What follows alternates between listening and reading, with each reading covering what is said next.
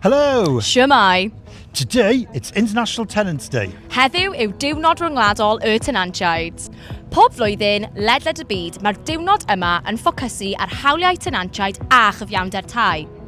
Held annually, this day is dedicated to tenant rights and housing justice across the world.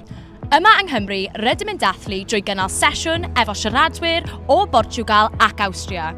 So here in Wales, we're going to be celebrating with events with speakers from Austria and Portugal. But first, here is a message from tenants and housing staff from Wales to the world.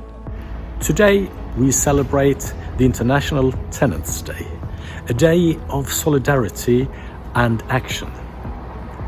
And in Swedish we say, idag firar vi internationella hyresgästdagen, en dag för solidaritet och engagemang.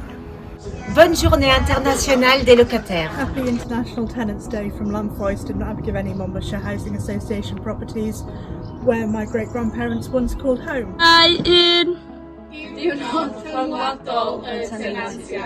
Bonne journée internationale tout bon locataire. Nous débutons solide avec bon locataire à l'occasion de la journée internationale bon locataire. My name's Emma.